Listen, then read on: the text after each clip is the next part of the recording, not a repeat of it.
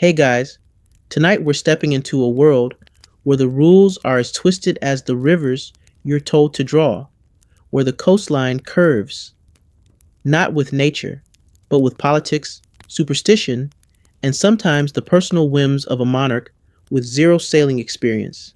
You are now a medieval map maker, and not the glamorous kind with globes and libraries and assistants named Horatio. No, you're the itchy robed, ink stained, candle burned version who squints at sheepskin until your nose bleeds from the fumes. The forbidden part? You'll see. You think you're just here to draw coastlines and label mountains? Think again.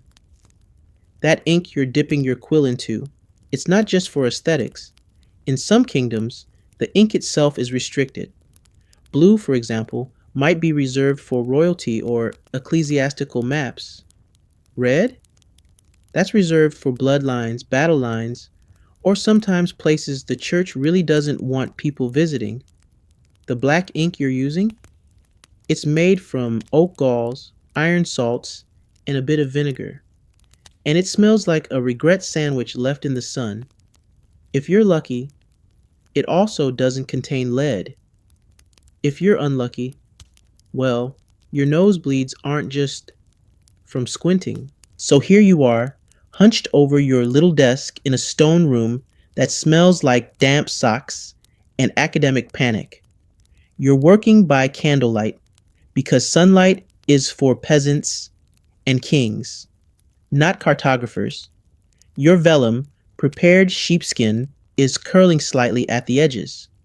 You try to flatten it with a book, but the only book you own is also the only pillow you have. You sneeze from the dust, flick a beetle off your page, and pray your ink hasn't clotted into something resembling goat jam. You dip the quill. You hold your breath. You draw your first line, and then immediately blot it with your sleeve because you forgot rule number one. Never breathe on the parchment. Moisture warps it. Your line now looks like a worm on vacation. You scrape it gently with a knife, the medieval equivalent of CTRL plus Z, and try again. Here's the thing, ink is your master. It decides when it flows and when it doesn't. It thickens in winter, evaporates in summer, and runs wild when the bishop visits. Your quills are goose feathers. You've carved yourself. Some people think this is romantic. It is not. You once jabbed yourself in the eye, sharpening one. You've bled more for cartography than some knights have in war. And don't even get started on color. Color is forbidden if you're not licensed. Color is political. Color requires pigments, ground from lapis lazuli, cinnabar, or crushed beetles, none of which you can afford. Your last attempt to make purple involved wine, flour, and shame. The parchment still smells like failure, but if the Guild of Map Illuminators ever finds out you tried to color a bay with unlicensed pigments, you'll be banned from commissions, or worse, forced to teach novice scribes for life. So what do? You mix ash with vinegar and pray it dries dark. You steal a bit of charcoal from the hearth. You trade a secret coastline for a spoon of indigo, and you whisper apologies to the ghost of Ptolemy as you dab your next border. The worst part, even your handwriting is regulated. Latin script only. Flourishes allowed, but not too many. Calligraphy must be legible to nobility, but incomprehensible to commoners. If it looks too beautiful, you're accused of vanity. If it's too plain, you're accused of incompetence. You are at all times one ink blot away from professional exile. And then there's the ink drying ritual. You don't just wave it around, you dust the fresh lines with fine sand or salt, both of which also season your lunch, incidentally. You've eaten more powdered parchment than soup this month. And sometimes, when no one's looking, you blow gently on the map and hope the gods of geometry are watching over your cartographic sins. Just when you think you've gotten into a rhythm, quill gliding, ink flowing, sheepskin behaving, your apprentice trips over the water bucket and drenches the whole thing. You stare at the wet, dripping map. A whole week of rivers, valleys, and decorative squiggles. Gone. You don't scream. You just lie down on the stone floor, face first, and contemplate becoming a cobbler. So, yes, tonight we begin with ink. Because ink is the first forbidden rule of map making. Not just what it marks, but how, who, and why. It's chemistry, politics, and silent rebellion. It's art that pretends to be science, and science that dresses like mythology. And you, lucky sleeper, are now its newest victim, or maybe its next secret master. Welcome to the guild. You're still hunched over your desk, the ink finally behaving, the quill slightly less stabby, when your patron barges in, robe swishing, breath smelling faintly of fermented trout, and drops a rolled parchment on your desk. I need a map, he says. A glorious one. One that sings the praises of our noble kingdom. One that shows the enemy is poor, small, and ideally underwater. Ah, yes. Cartography, the noble science of geography, now moonlighting as state-sponsored fiction. You unroll the old map he's brought. It's something. Rivers where deserts should be.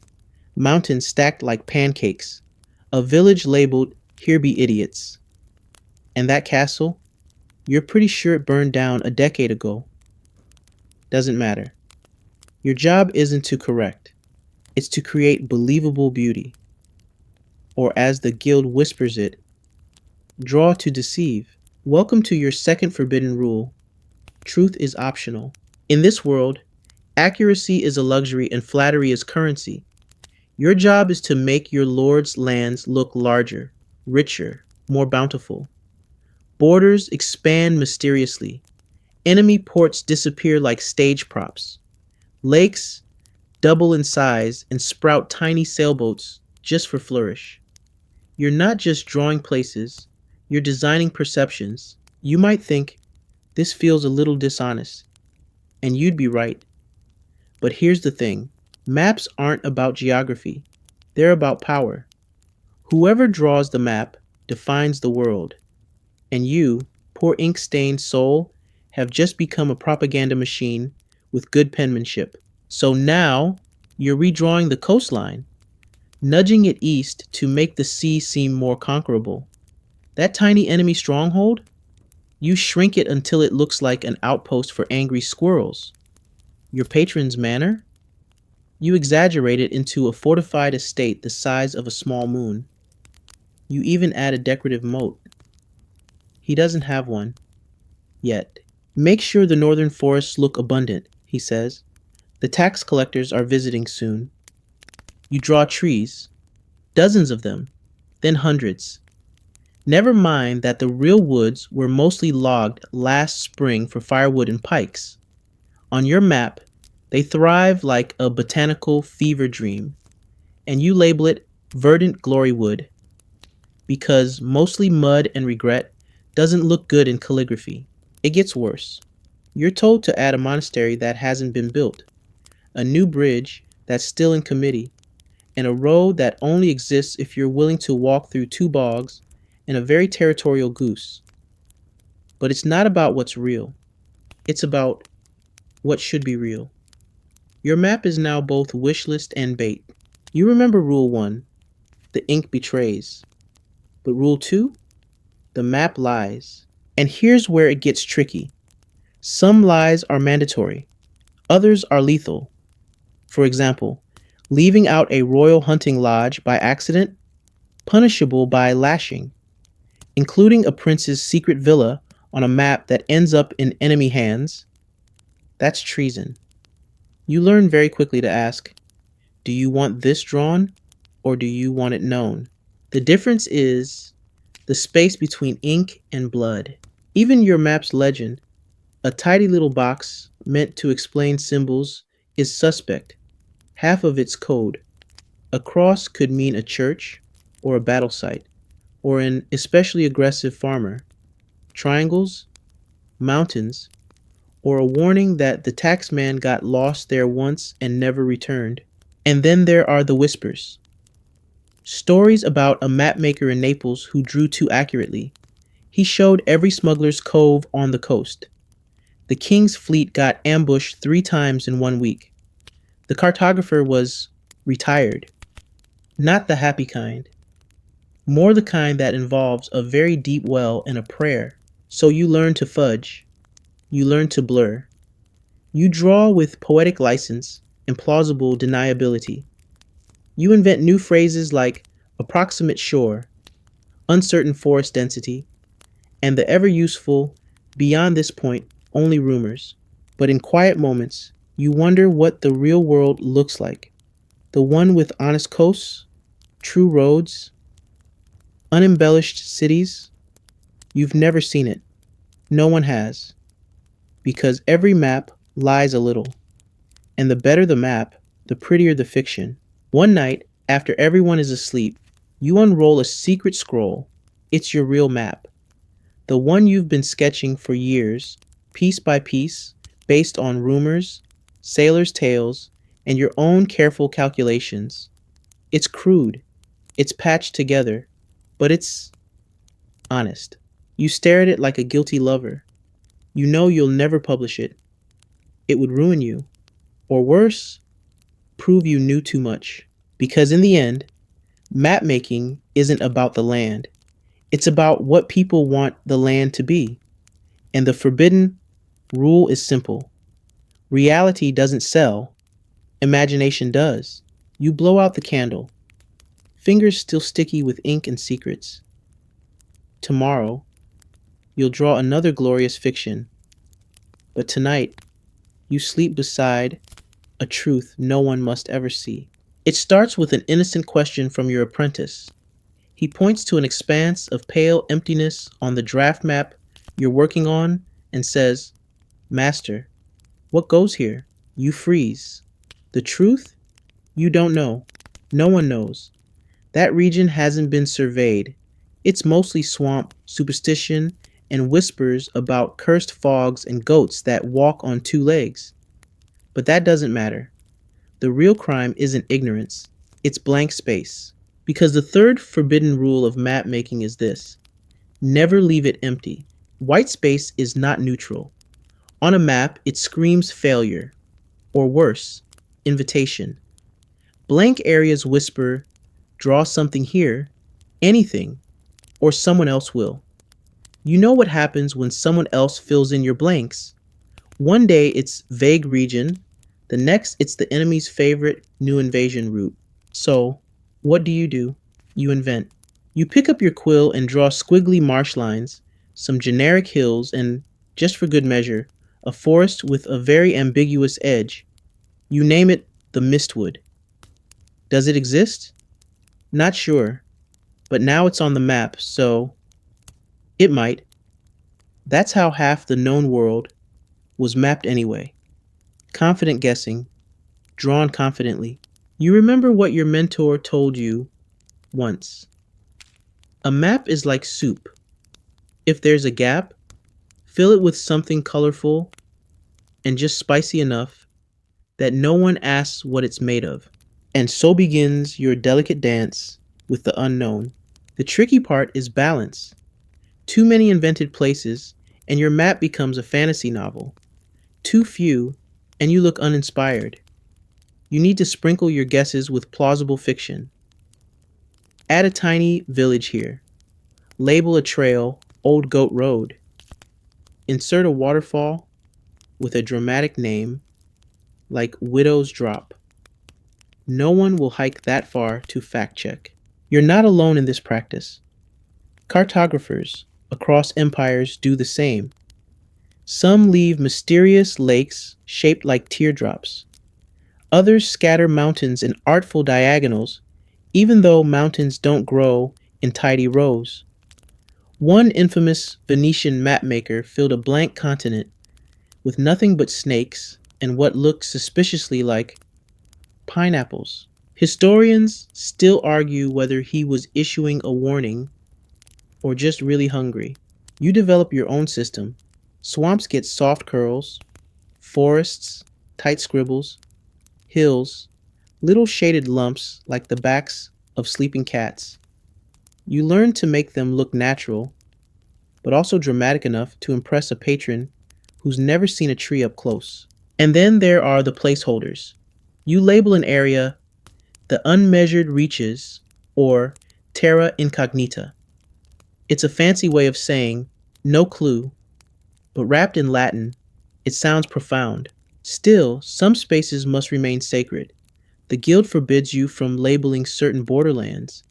Leave room for negotiation, they say. Translation: let politics decide later. That means you draw ghostly roads that fade at the frontier, or rivers that suddenly bend away from reality. Or, you guessed it, mountains that vanish just before they enter contested territory. And here's a fringe tidbit you once overheard at a tavern. The best map makers were secretly ranked not by accuracy, but by their ability to balance known and unknown. One master cartographer supposedly earned a royal knighthood for elegant ambiguity. You once tried that phrase in a guild interview. They thought you were making fun of someone's beard. You weren't, but you probably should have. In private, you develop a code. A little swirl in a river bend means I made this part up. 3 dots in a clearing mean ask the merchants. A fish with a hat? That's just for fun. You're allowed some whimsy after all, especially when it distracts from your larger inventions. But blank space still haunts you. Every time you think you're done, your eyes drift to the edge of the page, that stretch of unclaimed parchment. You swear it pulses, like it's daring you to admit what you don't know. You consider leaving it. Just one corner of untouched vellum, a small act of honesty. Then your apprentice walks in with wine and cheese. Master, he says, the Duke is coming to inspect. You sigh. You pick up your quill, and you draw. You sketch a river you've never seen, a bridge that doesn't exist, and label it all Eastbridge Crossing. You don't know what lies beyond it, but you know one thing for sure. It is no longer blank. And you'll sleep slightly better tonight for that.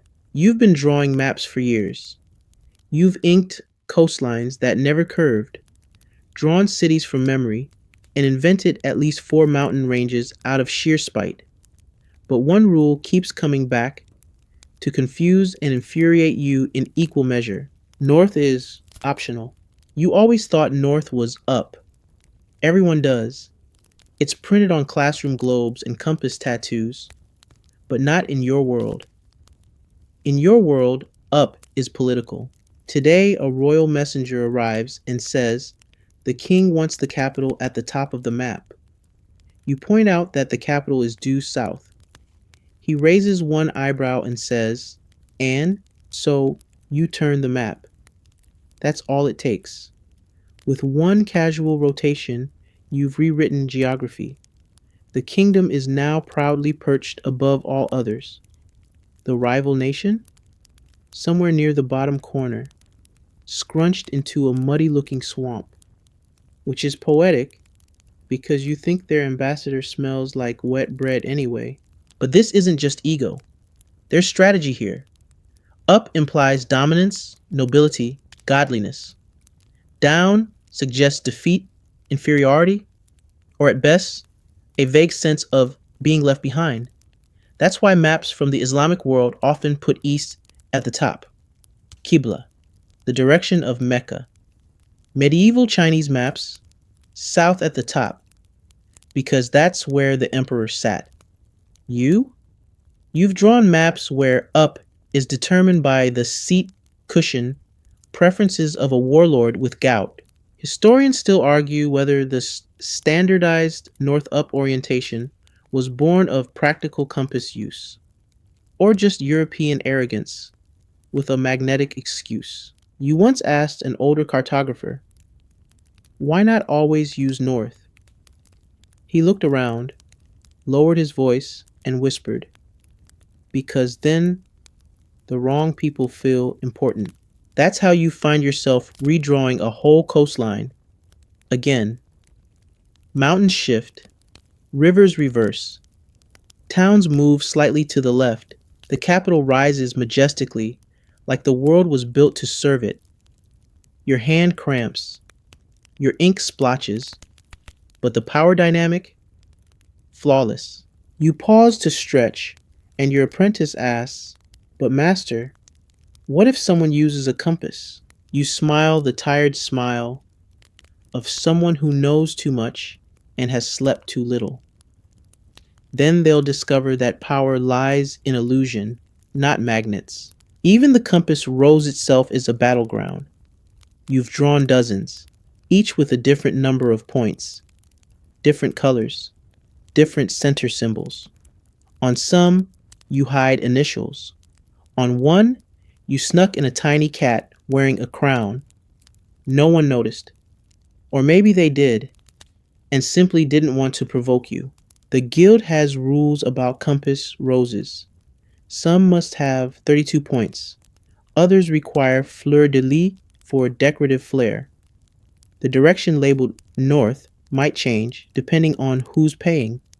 You once drew a map for a merchant who insisted north be pointed toward his shipping warehouse. That way, he said, I'm always upstream. You ask yourself, does anyone actually navigate with these things? You're not sure. Most people seem to just hold the map up and squint until something feels correct. One noblewoman even held a map upside down for an entire expedition and blamed the delay on treacherous winds and rebellious peasants. The worst part is when maps contradict each other. You've been shown charts where two different directions are labeled north. One map had 3 compass roses, each pointing a different way, like some kind of directional love triangle. You studied it for hours. Your nose bled. You went to bed wondering if you were the problem. Then you remember, direction is just another layer of performance. You draw a new compass rose today. This one's beautiful, ornate, gold-tipped, slightly smug. It points north because your client this week is a scholar, but you add a faint ink swirl beside it. If held to candlelight, it reveals an alternate orientation, true south. A private joke, a hidden code, a nod to the forbidden rule. Maps lie, but some lies are elegant. And somewhere deep down, you know this will never end. There will always be another client who wants their state closer to heaven, their rivals closer to the abyss. You'll rotate, relabel, and reframe until the world is a spin of perceptions rather than a set of fixed points. But for tonight, you blow gently on your ink, careful not to smudge the compass rose. North is north, at least until tomorrow. And you feel oddly powerful, knowing that every traveler who uses this map will unknowingly see the world from your chosen perspective, even if it's upside down. You thought cartography was a science. You thought it was about truth, reason, maybe a bit of creative scale stretching. But then you're handed a blank parchment, a commission from the Duke's naval office, and a single chilling instruction. Don't forget the monsters. You blink. Pardon? The steward leans in, eyes darting sideways. The admiral insists. Sea beasts. At least 3. Preferably 1. Eating a boat. And just like that, you've unlocked forbidden rule number 5. Monsters are mandatory. It turns out, people don't fear the unknown unless you give them something to fear. Blank oceans? Too abstract. But a kraken dragging a schooner to its doom? That gets the point across. So you begin. The first beast you draw is a lazy serpent, winding through the southern sea. Its face is uncertain, Is that a fish? A dragon? A disgruntled sock? You don't know. You've never seen one. No one has. But that's sort of the point. You add a label in dramatic Latin, Hic sunt dracones, here be dragons. It's not technically accurate, but it feels true, and it keeps the fishermen nervous, which apparently keeps taxes down. Next comes the Leviathan, mouth open, eyes wide, surrounded by splinters of what used to be a merchant ship. You take artistic liberty with the tentacles. 8 seems too mundane. 12 feels festive. You go with 11, because why not? You suspect the guild keeps a secret bestiary, but you're pretty sure it's locked in a cellar under a monastery, guarded by monks who bite. Your apprentice asks, why not just draw more coast? You sigh, because the coast ends, but fear doesn't. People love maps that show the edge of the world, as long as something scary lives there. Empty ocean is boring. Sea monsters give your map drama, mystery, insurance. Historians still argue whether ancient mariners believed in these beasts or simply used them as metaphors for, we have no idea what's out there. You?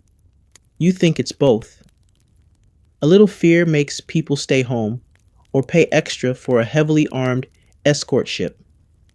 Either way, your client's pleased. Sometimes, you even get requests for specific monsters. Put a merman here, a merchant once demanded, pointing to a spot just north of Corsica, one with abs. You asked if he meant abdominal muscles or absinthe. He said both, and paid you with a barrel of salted eels. And then there are the moral beasts, creatures meant to reflect sin or divine punishment. The lust siren of the western shoals, the greedy whale of Broken Bay, the flatulent manticore of the eastern trade route, which you may or may not have invented during a particularly boring solstice. You get creative. You start hiding little monster cameos across your maps, a wing poking out of a cave, eyes peeking from clouds, a tiny squid giving side-eye near a disputed island. No one questions it. They expect monsters now. It's tradition. One night, deep into your wine and your ink, you start imagining a new kind of beast, one made of paper and regret. It haunts cartographers, whispers false coordinates, and chews on unguarded compasses. You name it, cartographal. You laugh.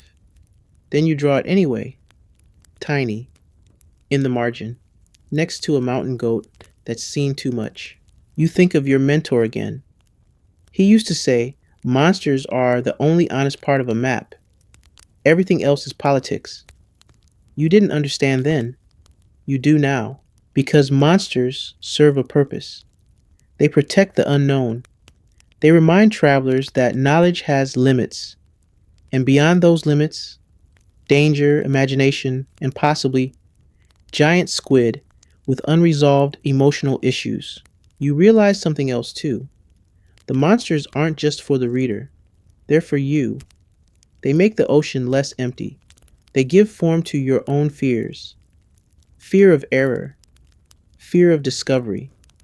Fear that someday someone will find your secret map, the real one, and ask too many questions. So you draw.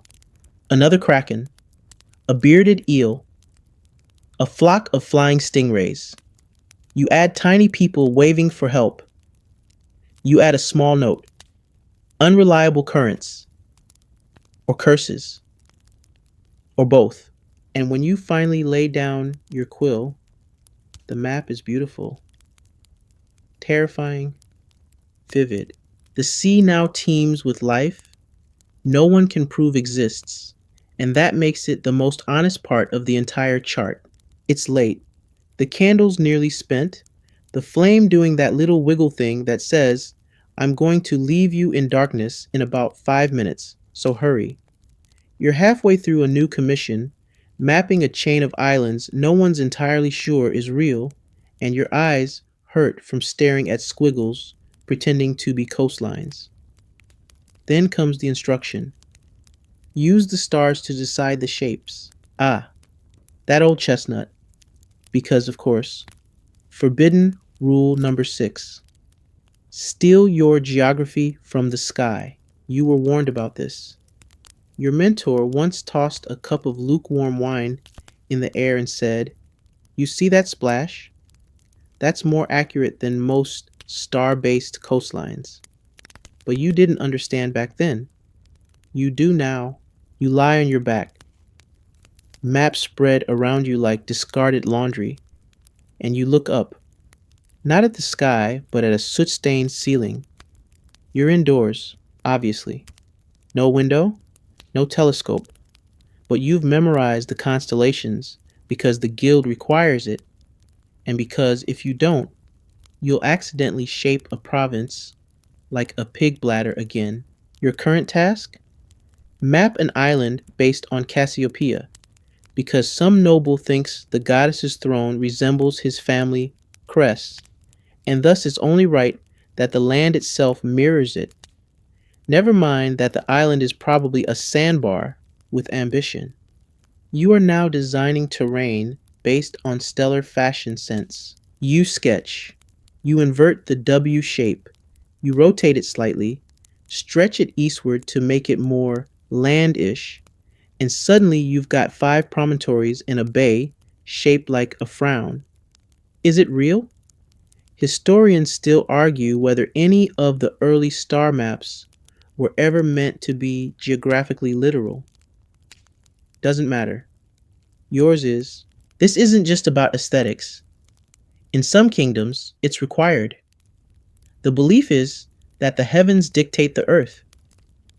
As above, so below, they say. You once saw a map where Orion's belt was used to chart 3 castles. The castles were 200 miles apart and connected by a road so twisty it made goats weep. But it looked great on parchment.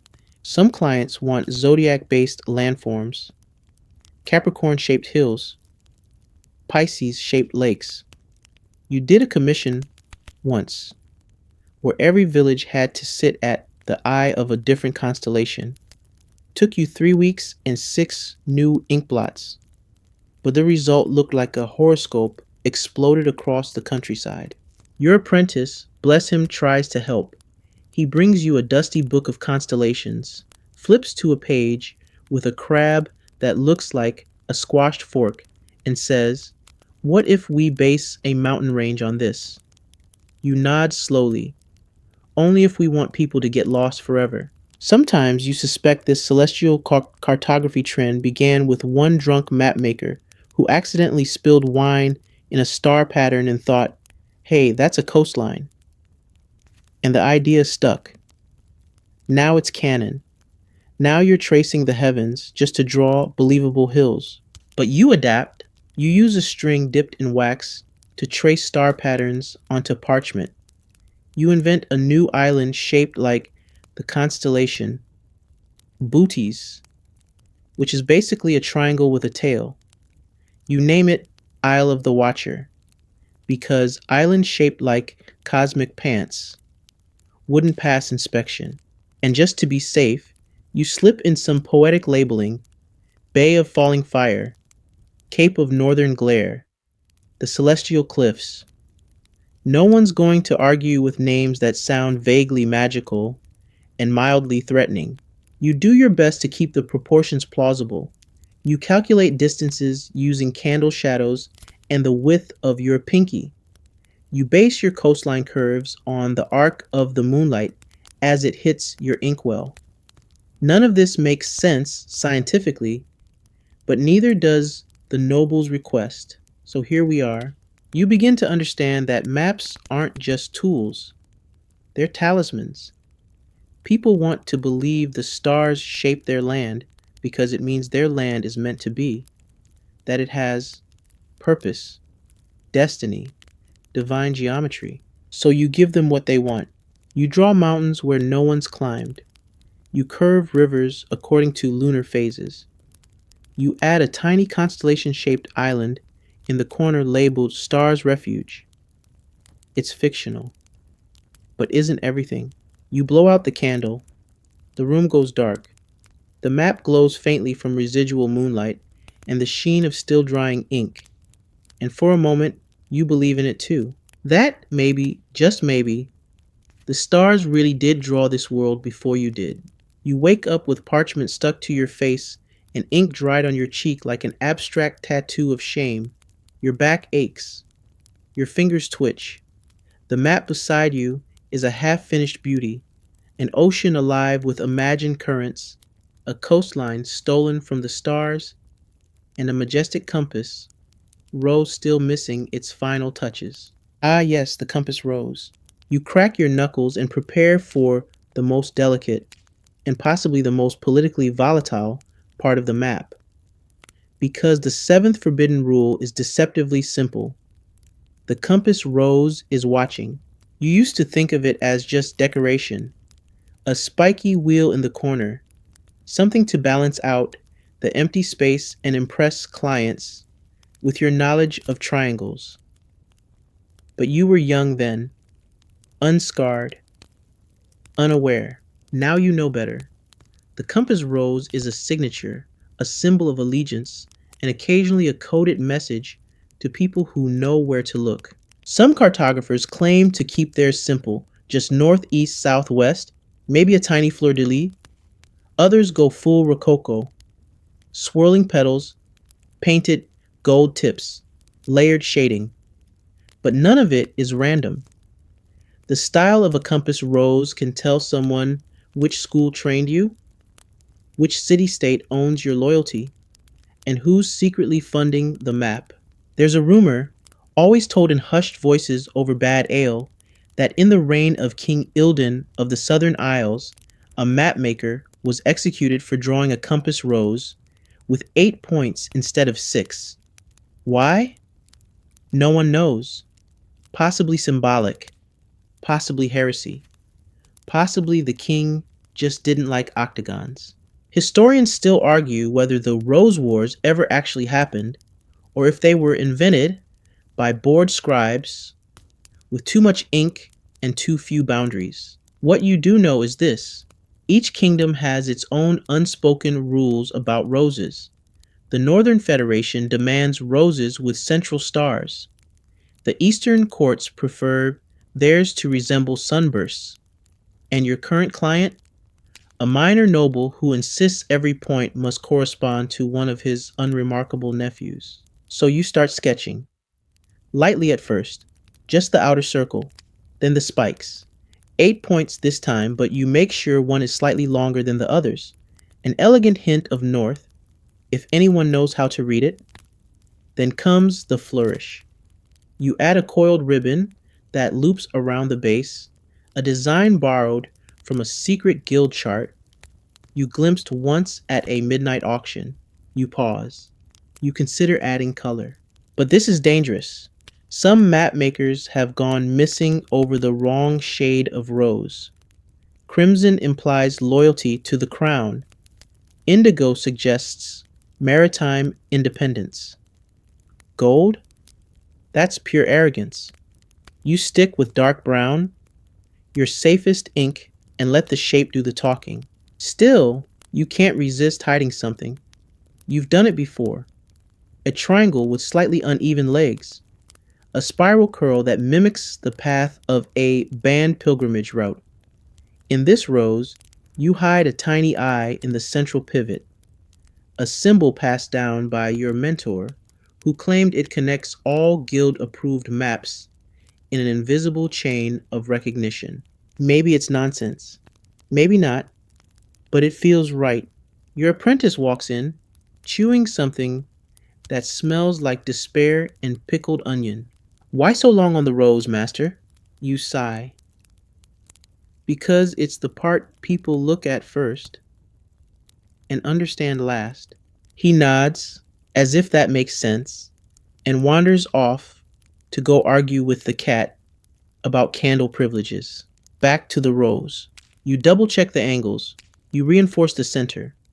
And then, in a final act of rebellion, you add a speck of gold dust to the western point, just enough to shimmer, just enough to suggest, maybe, this map favors westward expansion.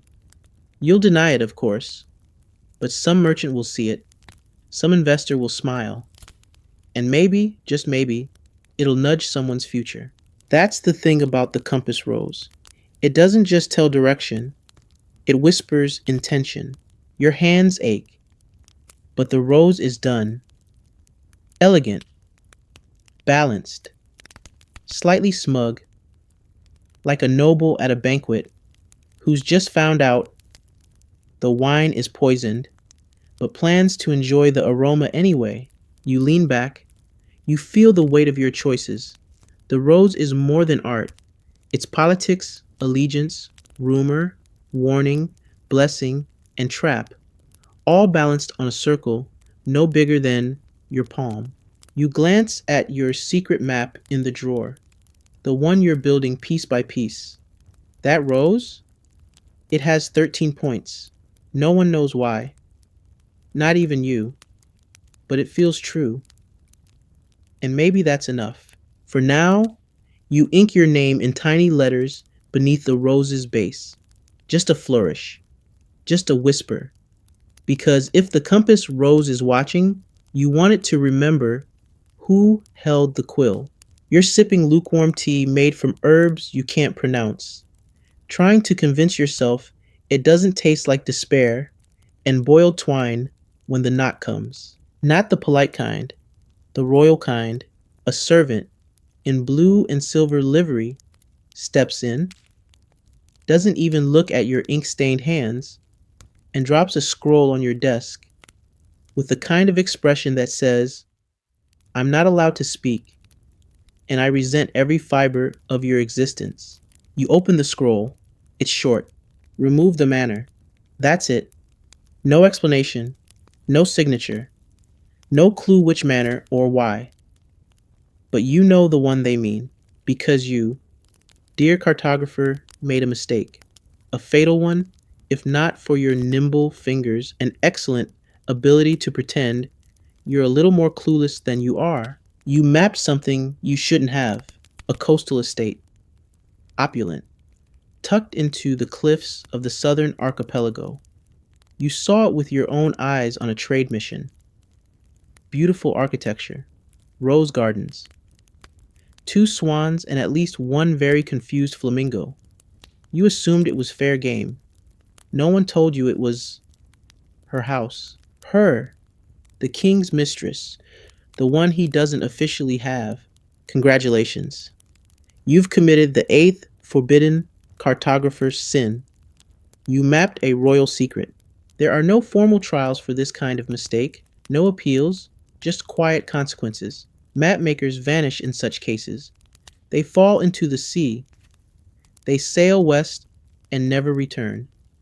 One was rumored to be turned into parchment. You assume that's metaphorical, mostly. So now you have to unmap it, which sounds simple, but is not. Ink can be scraped, yes, but expensive parchment doesn't take kindly to revision. And worse, removing a thing can be as suspicious as adding it. You stare at your beautiful coastline, the delicate curves, the small harbor shaped like a crescent moon. Right there, nestled into the cliffs, is the manor. You could disguise it, turn it into forest, but the trees would look too convenient. You could say it was a fisherman's hut, but it's clearly not. You consider drawing in a landslide, too dramatic. You settle on something subtler. You fade it. Layer by layer, you gently obscure the estate with what you call cartographic clouding. A few smudges, a slope where the garden used to be. You darken the nearby cliff, stretch the coastline ever so slightly, and where the manor once stood, you write, unstable ground, not suitable for construction. Your apprentice peeks over your shoulder. Didn't we stay there once? You nudge him gently with your elbow. We dreamed it. He nods. He's learning. The worst part? This isn't the first time. You've been told to erase entire roads because they led to royal retreats, to shrink rivers so they no longer reach pleasure palaces, to invent fog in areas deemed sensitive to rumor. One time, you drew a mountain to cover an illicit vineyard. The wine was excellent, the ethics were not. Historians still argue whether these omissions were systematic censorship or simply accidents of ink. You know better. Every missing road has a reason, every unnamed hill a whispered story. You've started keeping a second version of every map, a ghost map, one that includes what was there before the edits. It's hidden in a false drawer, beneath a pile of broken compasses and a pair of socks that no longer match anything in your wardrobe or your life. And that's not even the most dangerous part. Sometimes you're asked to restore what you erased for a new patron, a different client. Suddenly the manor is in favor again, or needs to be visible to deter pirates.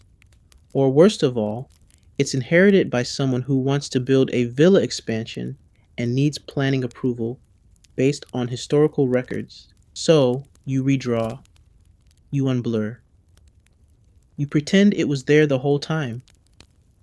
Because the ninth unspoken rule of your trade is truth is what survives revisions. The servant returns an hour later. You present the cleaned map. He studies it, doesn't nod, doesn't blink. Then he pulls out a small flask, uncorks it, and drips something on the parchment. Lemon juice? Acid? A truth-revealing tincture? No, just water. A test for invisible ink. You hold your breath. Nothing appears. You exhale. He leaves without a word. You stare at the map. You stare at the blank space where a home used to be. And you realize you've become something more than a cartographer. You're a keeper of strategic memory, a topographer of denial, a master of geographic gaslighting. You whisper to yourself, it was never there. And for now, that's enough. You've always found mountains difficult to draw. Not artistically. Artistically, you're quite good. You can shade a peak with just 3 flicks of the wrist and make it look as imposing as a tax audit. No, the problem is not how to draw them. It's when to draw them. Because here comes forbidden rule number 9. Mountains exist at the pleasure of politics. It begins innocently. You're commissioned to revise a border map between 2 duchies. Easy, right? You follow the old trade route, mark a few rivers, and then stop. There's a stretch of hills you've walked yourself. Rocky, treacherous, filled with goats that hate everyone. Mountains clearly. But your patron says, remove them. You blink. Why? He shrugs. Makes our territory look more accessible. Ah, you erase the peaks? Just like that. A whole geological feature flattened for the sake of looking friendlier. You wonder if real mountains ever feel this insulted. Then, the other duchy writes to you, please restore the mountains, but make them taller. Of course, because now they want the region to appear defensive, impenetrable, not inviting, certainly not flat. You add snowcaps, jagged ridges, even a little avalanche in one corner. Dramatic, dignified, fake. This is your life now. A sculptor of topographic truths. You add ranges where there are none. You delete elevations that inconveniently get in the way of expansion. You relabel an old hill as Fortress Ridge. No fortress, barely a ridge, but it's strategic. It feels secure. Historians still argue whether ancient maps of the Alps were shaped by natural survey or noble insecurity. You have your suspicions. And then there are the invisible mountains, the ones that exist but can't be drawn, because drawing them would acknowledge disputed territory. You once had to draw an entire valley without referencing the massive cliffs surrounding it. It looked like a pancake in a soup bowl. The guild calls this negative elevation. You call it madness. Sometimes the opposite happens. You're instructed to draw a mountain that doesn't exist at all.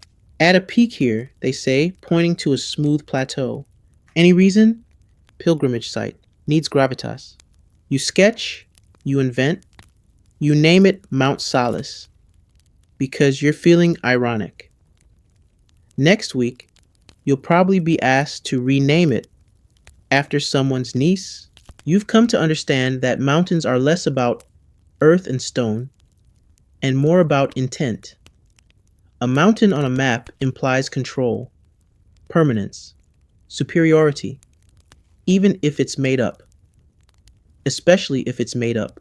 Your apprentice, that ever curious danger to your job security, asks, why not just draw what's really there? You take a long sip of something herbal and deeply alcoholic. Because sometimes the truth starts wars. He blinks. Even mountains, especially mountains. There was that one time, you still think about it, when your map caused a skirmish. You had drawn a modest hill on the edge of a contested province. It was supposed to be symbolic, decorative, but both sides claimed it immediately, and within days, you were hearing reports of soldiers camping on opposite slopes, waving at each other awkwardly. You received a letter from a general. We're not sure if this hill exists, but it's on your map, so we're fighting over it. You didn't sleep well that week, so now you think carefully. Every ridge you ink, every peak you shade, you ask yourself, what will this cost someone? You begin to see elevation not in meters, but in metaphor. A mountain is a mood. A slope is a story. A valley is a pause in the drama of landscape. You also get creative with naming. You label one range the Whispering Spine, which is ambiguous enough to please all sides. Another becomes Gray Tooth Divide. Sounds natural, vaguely dangerous, and deeply unprovable. You invent Windpass Bluff, Snarlhorn Ridge, the Southern Fold. None of them are real. All of them are respected. Over time, you start to believe your own elevations. You forget what's real. You pass by an actual hill on a journey and think, that's not where I drew you. You begin dreaming of valleys you've never seen, mountains that curve like sleeping giants, cliffs carved with names you made up on a bored Tuesday. Your maps shape how others travel, plan, fear, and that's terrifying. You once read that a bad map can kill 1,000 men faster than a good sword. Now you understand. And so, with careful hands, you ink today's mountains, just high enough to deter, low enough not to provoke. You shade them gently, like stroking the back of a dragon you hope stays asleep. And in the bottom corner, you add a note only you understand, relief subject to revision, because in your world, even mountains are negotiable. You've barely finished your last sip of tea, a beverage that now tastes like guilt and slightly burnt rosemary, when another parchment arrives. This one is scented. Bad sign. The perfumed ones are always the most dangerous. You unfurl it. Add the river of blessings. Make it wide. Add swans. 2, minimum. You frown. You've mapped this region before. There's no river, not even a stream, just dry farmland and a shrine that smells like old incense and bureaucratic corruption. But the patron insists. You have now stumbled into forbidden rule number 10. If it flows, it flatters. You've learned that rivers on maps don't need to exist. They just need to mean something. And meaning, in cartography, is almost always code for power, wealth, or religious symbolism. You draw the river of blessings. It begins modestly in the foothills of an invented forest you labeled sacred oaks 2 years ago. It twists gently past the capital, conveniently wrapping around the patron's estate. It glitters. Metaphorically. You even add a meander that forms a perfect heart shape around the temple of eternal light, romantic, blasphemous, effective. Your apprentice peeks in, but there's no water there, right? You nod. Not yet. Because here's the thing. Once a river appears on a map, people assume it's there. And sometimes they make it be there. Channels are dug. Shrines are renamed. Dams are built out of spite and civic pride. You've seen it happen. Geography follows cartography, not the other way around. Historians still argue whether ancient trade routes were planned based on terrain or simply based on where mapmakers put the rivers. You suspect the latter. It's much easier to move a caravan than redraw a scroll. This isn't your first invented river. You once created the laughing tributary of the East so that a tax collector could justify tolls at a non existent bridge. Another time, you drew Widow's Fork just to settle a bet between two noblemen. One thought it would bring luck. The other didn't believe in luck. They both died shortly after. In a goose cart collision, you still feel vaguely responsible. Sometimes people get so attached to these fictional rivers that they forget they're fictional. You've heard of entire festivals being held for the source of sweet water, which is actually a tea stain from a dropped mug 3 years ago. You keep a secret list, a ledger of all the bodies of water you've created that never existed, still don't, and yet appear in royal decrees, pilgrim journals, and scandalous poetry. Today's river, the river of blessings, deserves special treatment. So you give it flourishes, tiny waves, two swans, just as requested, one looking mildly smug, a fisherman in a little boat, and beside it, a village labeled Serenfon. It doesn't exist. Yet. But it will. You just planted it. You wonder what the real people who live nearby will think. Will they pretend the river was always there? Will they rename their wells? Will they dig trenches, redirect rainwater, baptize babies in puddles? Probably. Because rivers mean life. They mean power, trade, fertility, divine approval. To put one near someone's land is to bless them.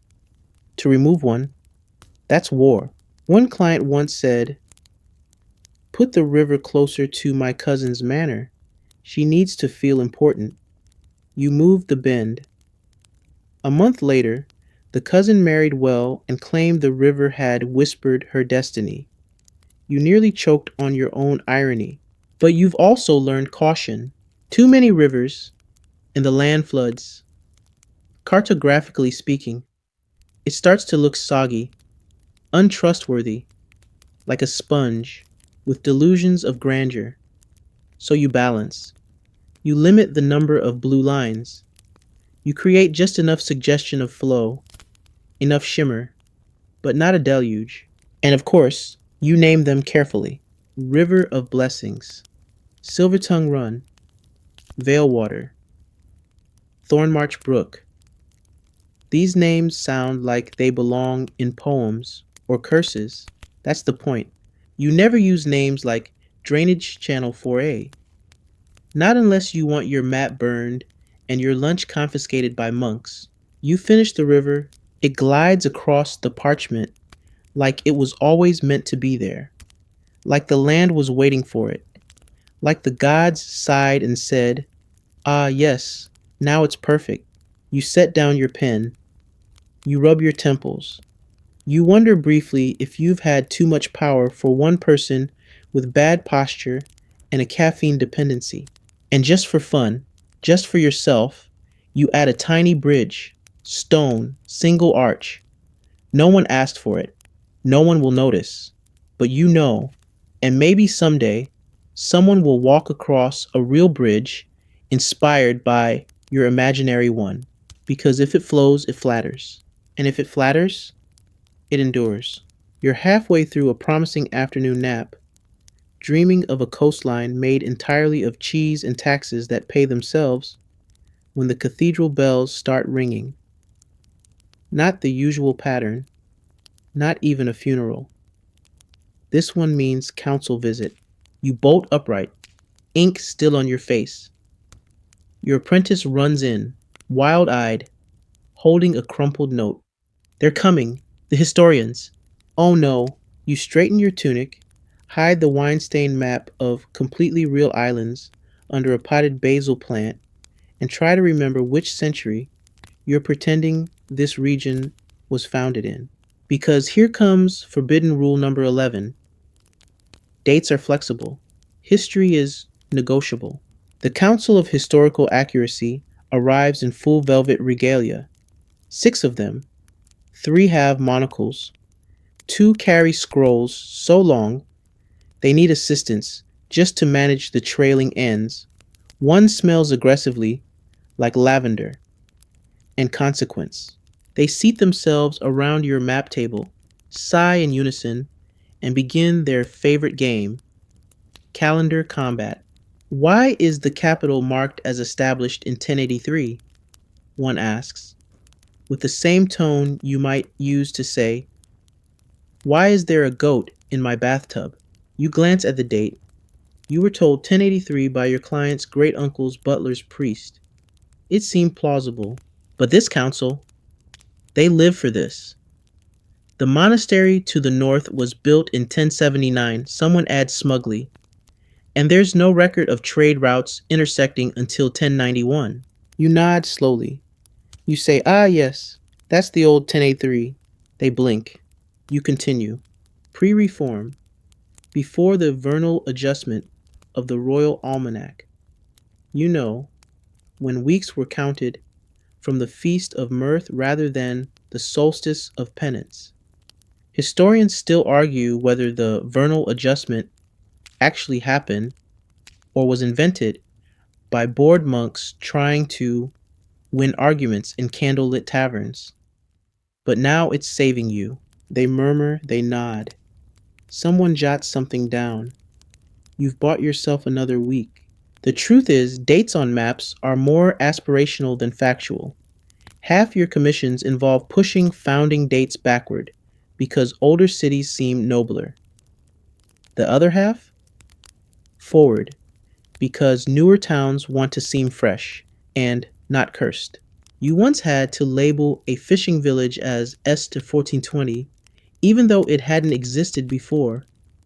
A fire in 1508 burned down the previous one. The client wanted historical continuity. You provided it. With mild resentment, your apprentice asked, is that lying? You said, it's legacy optimization. Sometimes it's not just dates, it's entire eras. You've had nobles request Roman ruins where none ever stood, entire battlefields relocated to be more flattering. One map labeled a mill pond as site of heroic naval resistance because someone once threw a bucket at a tax collector there. You comply. Because maps are history in ink. And ink, as you've learned, is cheap, persuasive, and wonderfully unaccountable. There was the infamous Twin Citadel problem. 2 towns, both claiming to be the first fortress in the region. Both commissioning maps. You made 2 versions, one with dates, favoring the northern city, one the southern. You delivered them on the same day. The towns are still arguing, but you got paid twice. Your desk drawer is full of sticky notes, dates, dynasties, half-remembered feasts. You keep a small hourglass not for timekeeping, but to look scholarly when visitors come. You flip it thoughtfully and say things like, well, in the lunar calendar. Eventually the historians tire themselves out. They argue about leap years. Someone brings up the time of the long eclipse, and suddenly 2 members are reenacting a debate with finger puppets. You quietly slip out and finish your edits. You cross out Est 1083, you write Est C 1083 1091 with a tasteful asterisk. Then, at the bottom corner of the map, in teeny tiny script, you add subject to interpretive variance based on feast cycles, royal decrees, and mood, because sometimes history is just the loudest version that survived. And maps? Maps are the stage where that version performs. It's past midnight. The candles have burned low, leaving your workshop scented like regret and beeswax. Your quill scratches steadily. You've just added a rather majestic goat shaped peninsula, which no one asked for, but somehow feels right. You're in the zone. Then from outside, a knock. No footsteps, just the knock. 3 times. You freeze. You know that knock. You open the door to find a scroll on the ground, sealed with the wax insignia of the Guild of Shadow Cartographers. You sigh. Not again. Because now you're invoking Forbidden Rule number 12. There are maps, and there are maps you don't talk about. You retrieve the scroll with the same care you'd use to handle a sleeping weasel with social issues. You don't open it near a window. You don't use your normal lamp. You light the special blue candle, the one that smells like moldy vanilla and burnt secrets. The message is brief. Your presence is requested. Coordinates follow. Bring your tools. Come alone. You don't want to go. You know this will not end with tea and polite conversation, but you also know better than to ignore the guild, because this isn't the public guild, the one with dusty libraries and overly embroidered robes. This is the other one, the quiet one, the one that maps the things no one admits exist. You pack your kit, special ink, the compass that never points north, a blank scroll that sometimes hums when held too long. You tell your apprentice nothing. He's seen you leave like this before. He just nods and hands you a slice of bread. For luck. Or carbs. The meeting place is a cellar beneath an apothecary who pretends to be deaf. 3 masked figures greet you with silence and hot soup. You appreciate the soup. Then come the instructions. Draw a map of the royal catacombs. The real ones. Not the tour-friendly corridors with dramatic lighting and oversized skulls. The ones filled with secret chambers, political traps, and bones no one remembers. No names, they say. No markers. So what do I draw? They hand you a wax model. It's lumpy. Smells faintly of cheese. You realize it's not for reference. It's to destroy later. You begin. Every line you ink is guesswork wrapped in superstition. You draw passageways that might not exist. Chambers shaped like sigils. Traps disguised as mosaics. A hidden spiral staircase that leads nowhere, possibly everywhere. You're not allowed to sign this map. Not even a secret glyph. You're told to mark the northern edge with a feather symbol. No one explains why. Historians still argue whether these underground maps were ever used, or if they were just tools of intimidation. But you know someone is using them somewhere. When you finish, the scroll is rolled and dipped in wax, infused with crushed lavender, silver, and silence. Literally. The wax hardens into a quiet so deep it makes your ears pop. You're given a pouch of coins, a rare tea leaf, and a gentle reminder, this never happened. You nod. Back in your workshop, you wash your hands 3 times, once with soap, once with ash, once with something labeled memory reducer, mild. Then you burn your pencil, just to be safe. Your apprentice raises an eyebrow. Shadow Guild? You say nothing. He shrugs and returns to doodling a happy sheep on a coastline, shaped like despair. Later alone, you sketch from memory, not the catacombs, not exactly. You draw a new city, one that only exists in glimpses. It has alleys that don't connect, bridges without water, Buildings shaped like punctuation. You call it the in between. It's your favorite work. You keep it hidden under your mattress, wrapped in a scarf that smells like old time and ink. It has no names, no date, just a compass rose that spins lazily no matter how you hold it. Because you've learned something vital. Not all maps are meant to be read. Some are meant to be remembered by those who were never supposed to see them in the first place. And others, they're just waiting for the right moment to become real. You wake to the sound of rain tapping your shutters like an impatient tax collector. The sky is gray, your tea is colder than your optimism, and someone has stolen all your good pencils. Again, you find your apprentice using one to poke a lemon. You sigh, retrieve it, and settle into your chair to confront today's commission, an atlas of trade zones and merchant alliances for the Grand Maritime Council. You shudder, because this means dealing with forbidden rule number 13. Borders lie on purpose. You know this rule intimately. It's tattooed metaphorically across your soul in faint ink and unpaid invoices. Trade borders, land claims, territorial loops. They're not so much real as they are loud. Whoever yells first and has better stationery wins. You unroll your reference map. It's a tangle of colors, dotted lines, arrows, and passive aggressive labels like contested again. There's a peninsula claimed by 3 merchant houses, a bay marked neutral but suspicious, and an entire island that seems to exist solely to be disputed annually during a seafood festival. Your job? Make it look stable. You pull out your colored inks. Each patron has a preference. The Eastern Guild likes blue, calming, trustworthy. The Southern Barons insist on red, aggressive, like an angry tomato. The Northern League prefers gold ink, which smudges constantly and costs more than your rent. You begin tracing trade zones, careful not to let any lines actually touch. That's a trick. If lines overlap, someone gets stabbed.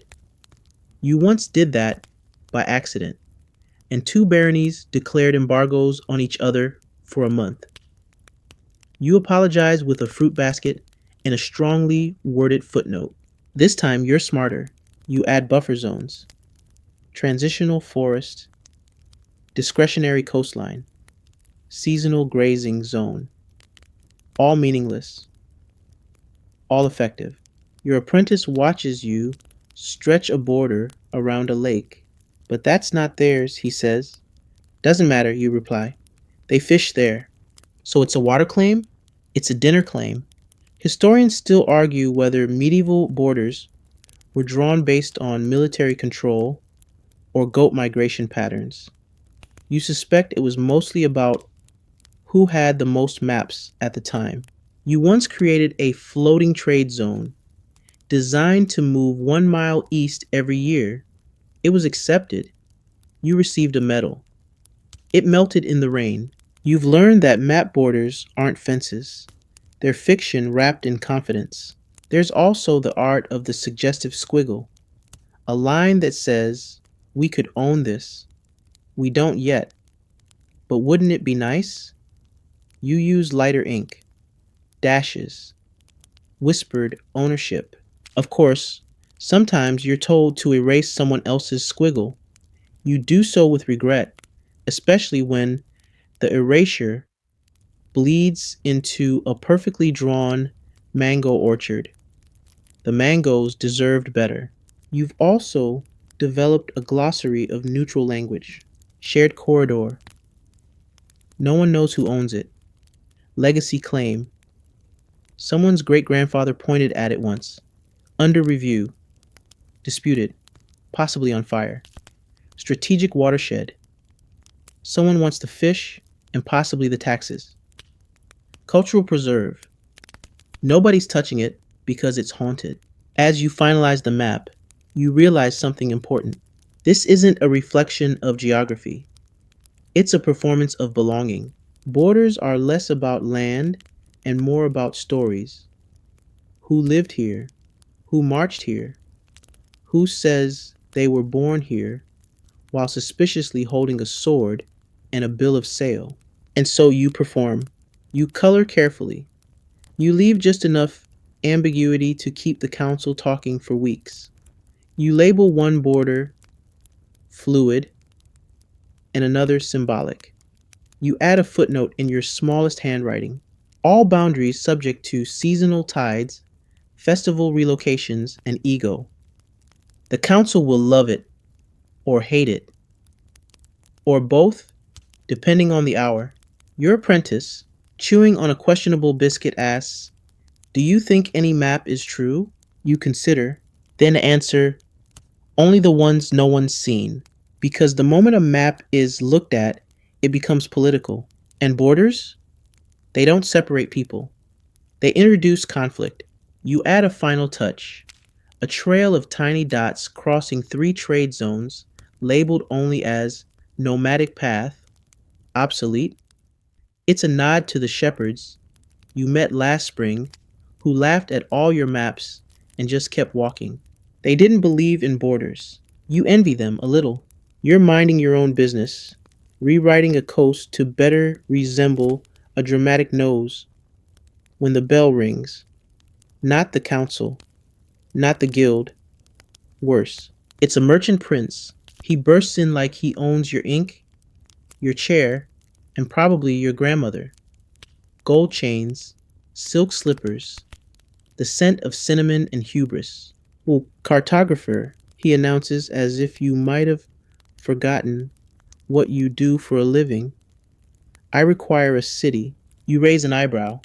"A map of a city?" "No," he says, plopping onto your stool, which groans in protest. "I require a city. Build it. On paper. From scratch." Ah, of course. You've just encountered forbidden rule number 14. If you draw it, they'll build it. Eventually. You shuffle aside your half-finished map of unexpected marshes and pull out a fresh sheet. The prince looms. He describes his dream: circular walls, symbol of eternity. 4 gates, each named after a virtue he doesn't possess. A central plaza, for dramatic speeches and executions, ideally both. 2 markets, one for spices, one for rumors. And a river. It should curve, suggest sensuality. You suppress the urge to scream into your compass. You begin drawing. You place the city near a bend in an imaginary river. You draft elegant walls, a tower for celestial alignment, a theater shaped like a turtle. Why a turtle? He says it evokes wisdom. You suspect it's because he once lost a bet to a very confident tortoise. As you sketch, you realize this is not a representation. This is a blueprint for delusion. People will see this map and think the city exists. Builders will bring bricks. Merchants will arrive with olives. Pilgrims will come seeking virtue. All because you made it look plausible. Historians still argue whether certain ancient cities, like Thalassar or Elenos, ever existed, or were simply maps that got out of hand. You've contributed to this confusion more times than you'd like to admit. Once, a duke asked for a ghost city. "What's that?" you asked. "A city," he said, "that doesn't exist yet. But one day, they'll think it did." You obliged. You named it Miranth, gave it crooked alleys and a tavern called the Second Candle. Within months, traders were claiming to have visited. Songs were written. A scandalous novel took place entirely there. You still get confused letters asking for directions. You wonder if someone's built a signpost. Miranth? 3 days by foot, 5 by imagination.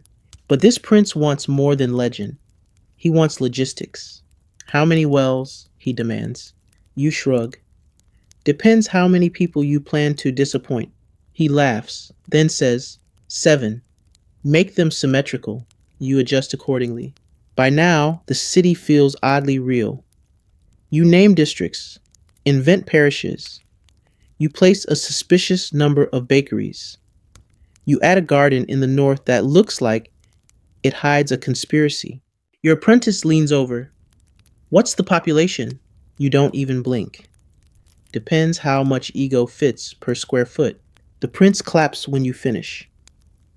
Perfect. We begin construction in the spring. You ask, where? He gestures vaguely. Somewhere near where the birds seem to argue. That's not helpful. But within weeks, rumors spread. Caravan leaders ask about the new city. One even copies your map and sells it as a limited edition explorer's print. You get none of the profits and all of the blame. Soon, the city gains momentum. People are planning to live there. A monk arrives asking if there's room for a monastery. You say yes. Why not? Make it two. Eventually, the prince sends word. Construction delayed. Funding issues. But the map remains sacred. The classic fate of dream cities. Immortal in ink, tragic in brick. You store the map in your hopeful delusions drawer, alongside proposed skyports of the southern highlands and the town of no taxes. Burned. Still, you find yourself staring at it late at night. There's something oddly comforting about it. A city born not of conquest or necessity, but of whim, of wish, of one man's absurd ambition and your surprisingly convincing pen strokes. And who knows, maybe someday someone will stumble on this map in an archive. They'll squint, trace the lines, and say, I wonder if we can find this place.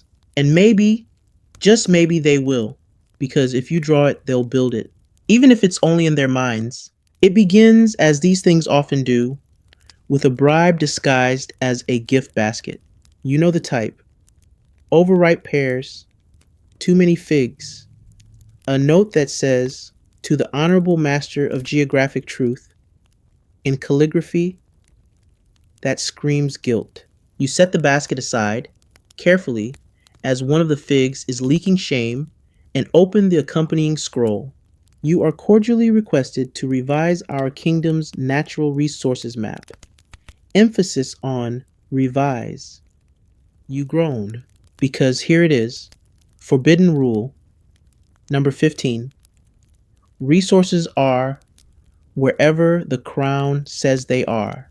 You've walked the hills. You've sniffed the soil. You've interviewed the miners who chew gravel for breakfast and optimism for lunch. You know what's there and what's not. But apparently, last week, a royal astrologer sneezed in the shape of a goat, which means the kingdom of Highvale now believes there's silver in the marshes. There isn't. There's mud, and possibly one very confused duck. But the queen has decreed, silver, there, make it official. So you do. You mark the region with the alchemical symbol for silver. You label it potential vein, pending blessings.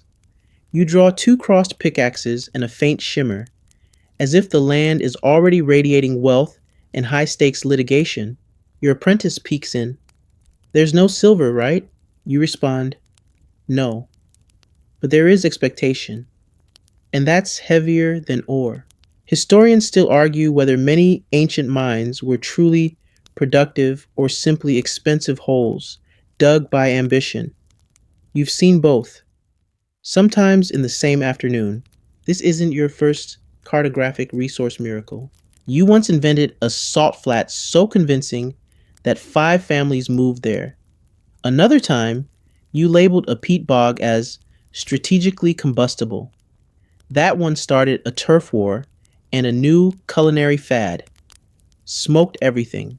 But minerals are only the start. Now you're told to enhance the kingdom's timber reserves. The forests, which are in reality scraggly patches of depressed trees, must look lush, abundant, and profitable. You oblige. You draw overlapping canopies, elegant tree symbols, a squirrel here, a beaver there, a bear reading a ledger. You add a note, rare hardwoods, ideal for ships, furniture, and diplomacy. You know it's nonsense, but if you don't draw it, someone else will. Less tastefully, you're also asked to map spices, which don't grow here at all. So you invent wild pepper shrubs along a rocky escarpment. You label the coast cinnamon, reach, even though the only thing reaching there is boredom. You dot in a fictional fruit, the lumaberry, said to tingle the tongue and cure existential dread. Your apprentice catches that one. Wait, is that even a real word? You look him dead in the eye. It is now, because that's the game. Once it's on the map, people believe. And once they believe, they invest. And once they invest, suddenly the fiction becomes fact. People find what you drew, or something close enough. They start calling swamp mushrooms land oysters. They rename common clay as white fire powder. You spark an entire economy with one flick of the pen. But the power comes with pressure. You're asked to remove resources from enemy territories. A rich vineyard in the south, you mark it as infested. A marble quarry in the east, structural weakness, unreliable under moonlight. You hesitate, but then remember, you're not lying. You're managing expectations. Sometimes you fight back. You label a barren hillside with a single word, hope. No one questions it. They just assume it's either metaphor or untapped potential. You've even been asked to bury resources, hide them. Make an area look poor so it avoids taxes, raids, or worse, investors with ideas. You once disguised an entire gold seam as a goat pasture. The goats were annoyed. The gold was safe. It's a balancing act. Draw too many resources, and you attract war. Draw too few, and you attract pity. Neither comes with snacks. And through it all, you keep one map for yourself, your true resource map, inked on vellum made from disillusionment and tedium, hidden behind a false wall. It marks the real veins, the real soil, the true value. You'll never show it. You just like knowing that someone does. Because even when resources are fiction, your knowledge is real. And that's the richest thing you own. It begins with the tiniest of mistakes. You were meant to draw a gently sloping hill, a harmless little bump near a river. You blinked, sipped some old mulled wine, and somehow you inked a jagged ridge instead, with a fort on top, and a flag, and possibly a moat shaped like a judgmental lizard. You stare at it. You meant to fix it. But then the client arrived, a baron with more ambition than sense, and the mustache of a man who pronounces war as a three-syllable word. Excellent, he says, pointing to the accidental fortress. A fine addition. You nod. You smile. You try not to panic, because you know what this means. Welcome to Forbidden Rule number 16. If a feature looks strategic, someone will claim it, and someone else will die over it. You just invented a military stronghold on accident, and now you have to commit. You name it Fort Greyreach. Sounds noble, slightly tragic. You shade in some barracks, a signal tower, a well, because every fort needs water and plausible deniability. You draw tiny figures marching, just dots, just enough to suggest preparedness. Your apprentice asks, "Is it real?" You say no, but it's inevitable. You've seen this before. A fictional hill leads to a real border dispute. A drawing of trenches sparks an arms race. A path you sketched on a whim becomes the next trade corridor, and a war zone within a decade. Historians still argue whether certain medieval conflicts began because of maps, not battles. You've read letters where generals justified invasions using cartography as their casus belli. The map shows it as ours. Case closed. Siege begins. You've created topographical tension, and you feel it. Soon after, emissaries from a neighboring duchy arrive. They point at your map. They frown at the fort. They frown at you. Was this hill always there? They ask. You offer the cartographer's sacred shrug. The land remembers things we forget. They do not find this helpful. You're summoned to a mediation council. It takes place in a damp tent filled with rival nobles and the scent of fresh betrayal. They use your map as evidence, battleground, and therapy aid. This line is clearly aggressive, one says. It's a shadow, you explain. A hostile shadow. They argue for hours over whether the river curves with too much enthusiasm. You defend your pen strokes like a reluctant parent at a school play. You return home exhausted. You update the map with dotted lines, always safe. Dotted means uncertain, under negotiation, or drawn while emotionally compromised. You also add a small notation, fort location based on speculative terrain modeling. Translation. Oops, but the damage is done. Within weeks, scouts are dispatched. Soil is tested. The Baron begins collecting bricks and shouting about legacy. The duchy next door sends tax collectors just to annoy him. It escalates. It always does. You once drew a fictional waterfall just to balance a composition, and two fishing villages fought for 20 years over whose ancestors had swum beneath the sacred cascade.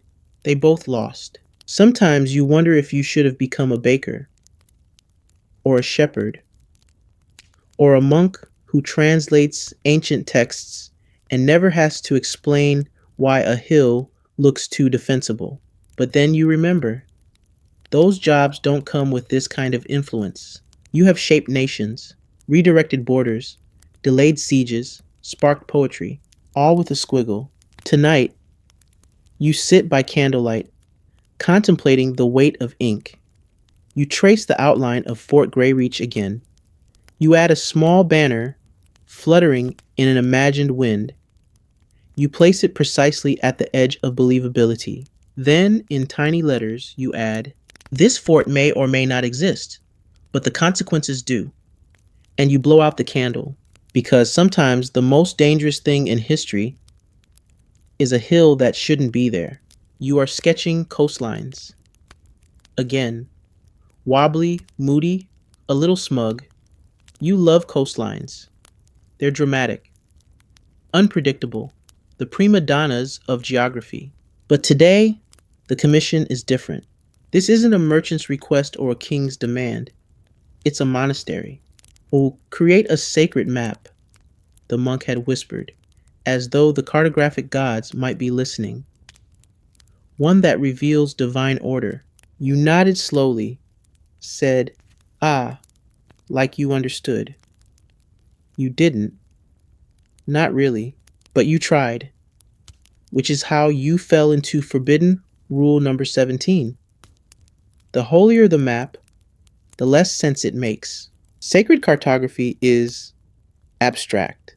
You can't just draw hills and rivers. No, you must draw truths, spiritual geometry, divine ratios, metaphysical wind currents. Also, 47 trees arranged to spell out grace in a language no one speaks anymore. The monks provided reference materials.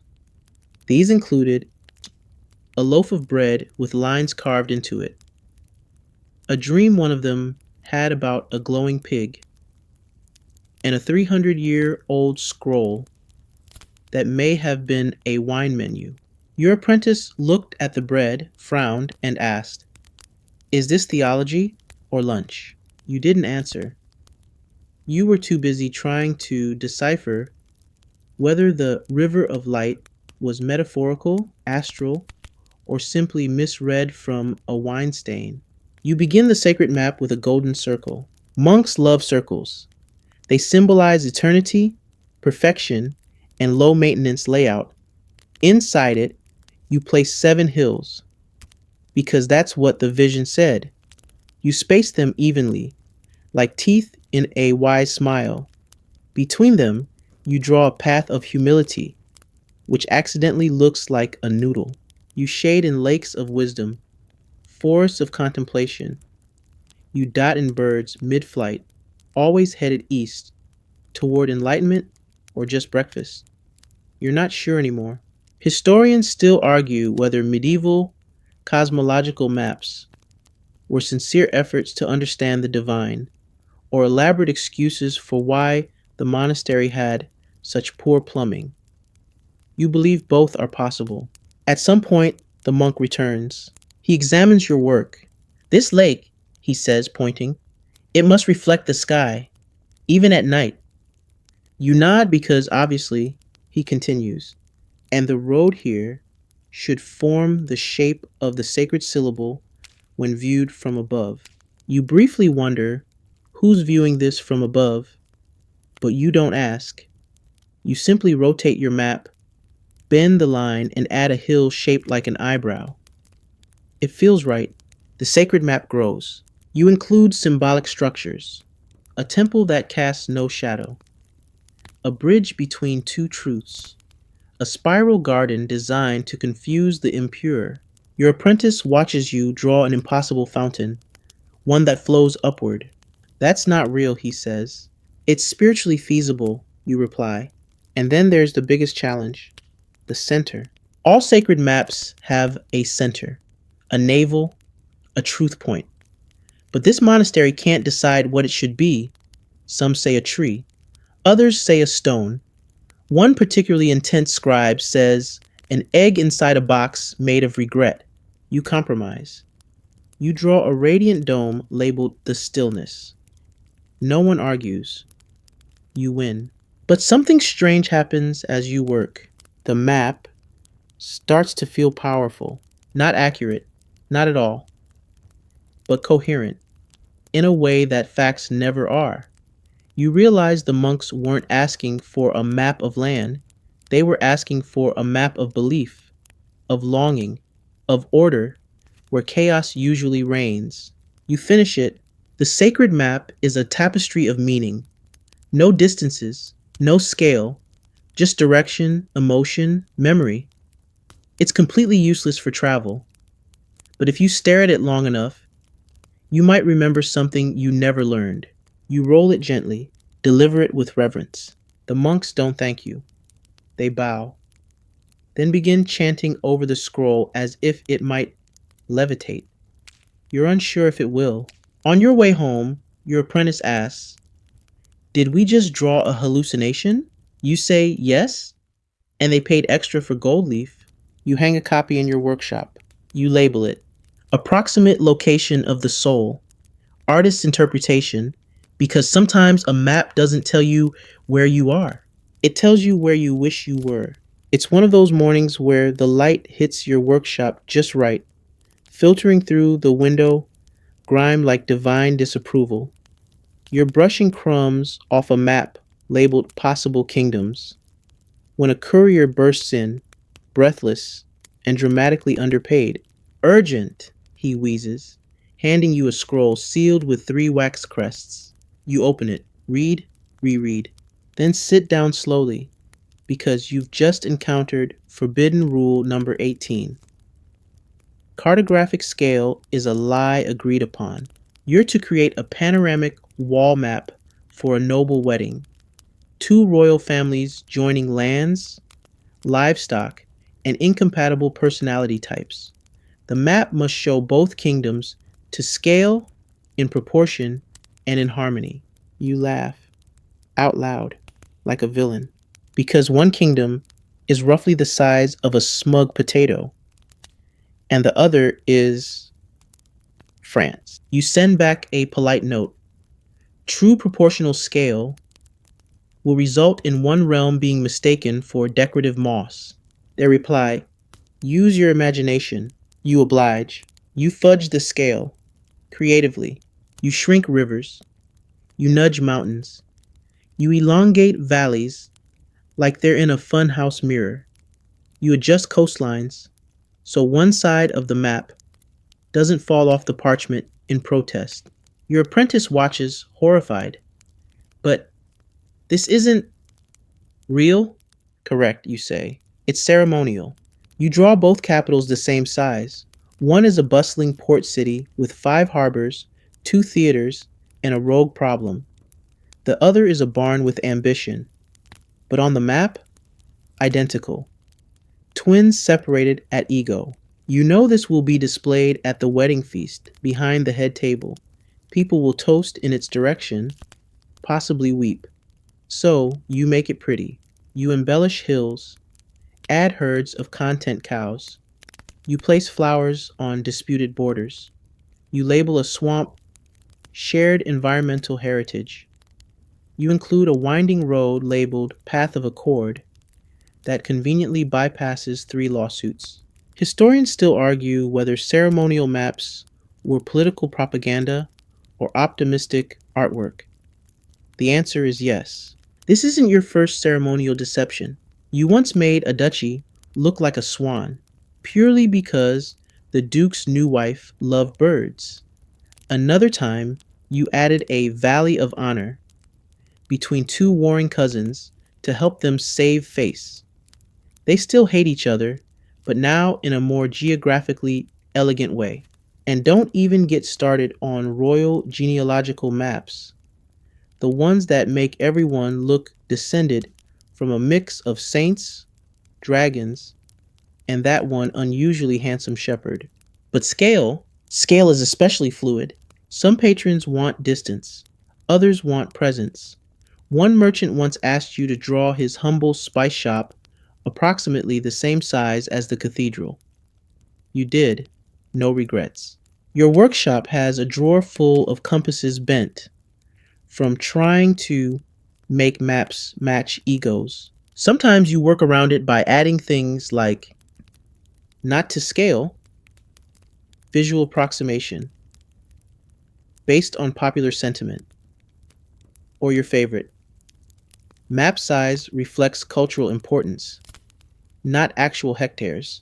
You once added a footnote. Distances may feel shorter after wine. No one complained. For this wedding commission, you finish with flair, gold edging, dove silhouettes, a ribbon of unity tying the 2 realms. You sign it modestly, drawn in faith and slight miscalculation. The couple loves it. They kiss in front of it. A bard writes a song about how our lands now touch. They do not. But that's the magic of cartographic scale. It tells people what they want to believe, that things are close, or vast, or balanced, or destined, even when none of it is physically possible. Back in your workshop, your apprentice points to the actual distance between the 2 capitals. They're 3 weeks apart by horse. You nod. On paper, they're neighbors. In love, united.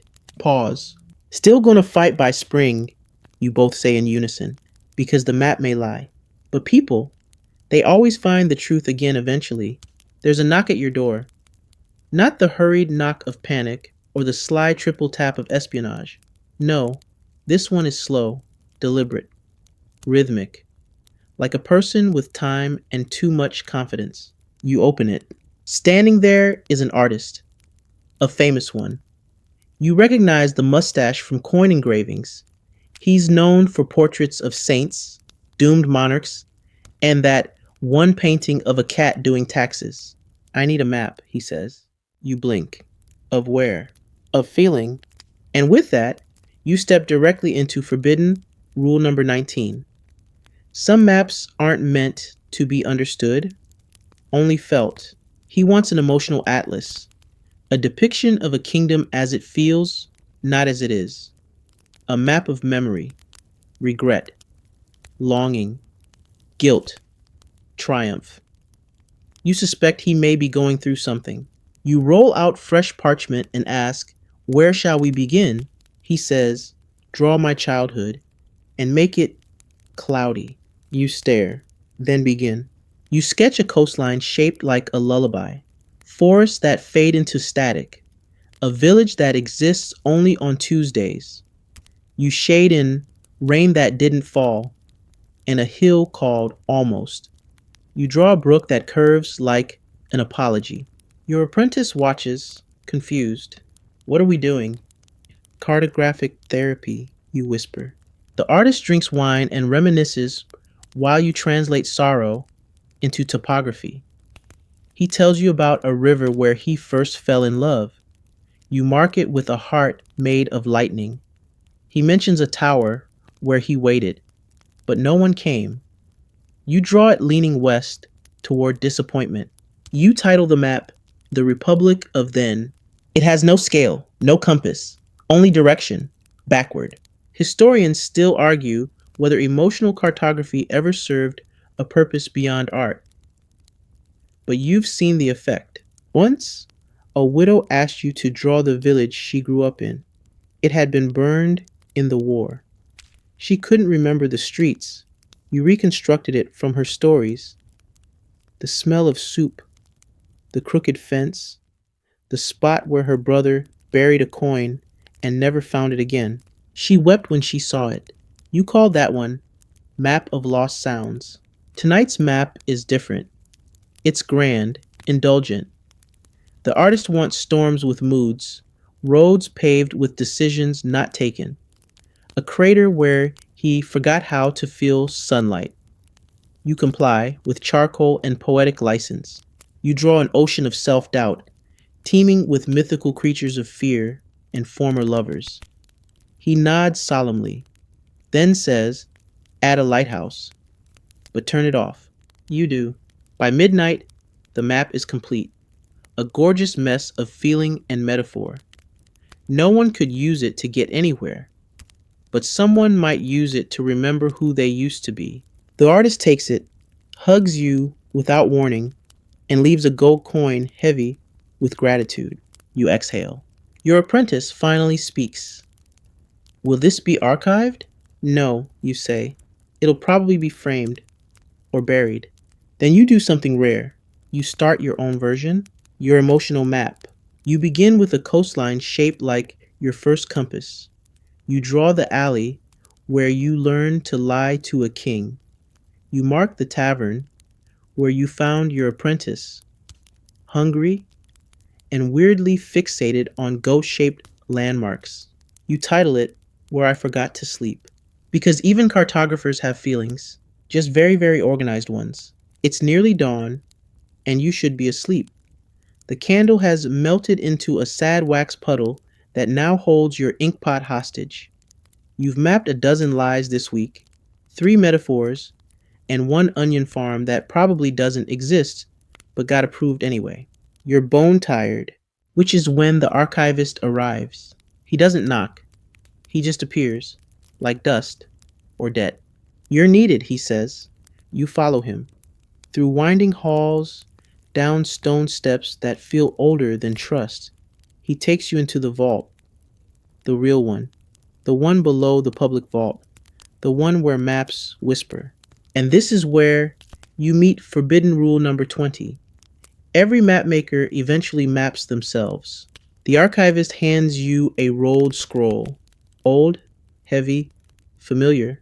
It's your first map. You feel your stomach drop somewhere near your ankles. It's rough, clumsy, a river too wide, a mountain too shy. But what hits you hardest is the ambition. You drew this before you knew what maps do, before you knew who uses them and how often they bleed. You remember drawing that compass rose. It pointed north, but the truth is, you didn't know where north was. You guessed. The archivist unrolls more maps. Dozens, hundreds, all yours. Each map carries a version of you. The optimist who drew new cities. The cynic who shaded disputed borders in bruised gray. The dreamer who added dragons just in case. Your apprentice arrives, confused. What is this? You pause, then say, This is where maps come to confess. You see patterns. Hills you always curve a certain way. Oceans you give too much space to, like you're afraid of running out. A village that keeps reappearing in your margins. You never noticed. Until now. You realize you've been leaving breadcrumbs. Tiny cartographic fingerprints. Emotional residue shaped like roads and regrets. Historians still argue whether cartographers left secret signatures in their work. Symbols only they could decode. You now know they did. They do. Sometimes it's a fictional lake. Other times, it's a path labeled not this way. You find one map with a cave labeled don't open. You did that during the year of the great disappointment. You smile grimly. You open it. Inside, a perfect rendering of your own face, aged in lines and coordinates. And that's the truth, isn't it? Every map you make is a map of you. You once thought you were drawing the world, but you've only ever drawn how you see it and how you want others to. Every distortion, every border, every imagined forest, every omission, every secret hill, every maybe. You've been mapping your fears, your hopes, your lies, your best guess, and the world believed you. You roll the maps back up, hands trembling just a little, not from fear, but from recognition. The archivist watches, unreadable. You're not done, he says. And you know he's right, because maps don't just record where we've been. They remind us there's always something left to draw. So now, as we roll up this parchment of peculiar truths and gently forbidden rules, you rest your tired eyes beside the flicker of a candle's last breath. The ink has dried. The compasses sleep. The maps, those strange companions, curl softly at the edges, like they, too, are dreaming. You've wandered through border lies, emotional coastlines, and cathedrals made of hope. You've drawn hills that start wars, rivers that mend hearts, and cities that never existed, but somehow always mattered. You've met kings who negotiate with crayons, monks who speak in spirals, and artists who just want to feel seen. You've mapped laughter into marshes, left sorrow in valleys, hidden joy in the shadow of a tree you placed because the page looked too empty without it. And now you lie back, still, safe, and just slightly curious whether you are a place that could be drawn. Your breath slows. The world outside your window softens. The only borders left are the edges of your blanket, and even they feel optional. Maybe tomorrow you'll draw again, or maybe you'll just rest. Both are worthy. So if your dreams feel a little cartographic tonight, if you find yourself tracing paths that don't exist yet, that's okay. You're not lost. You're simply exploring. Gently now, sleep. End of script. Sweet dreams.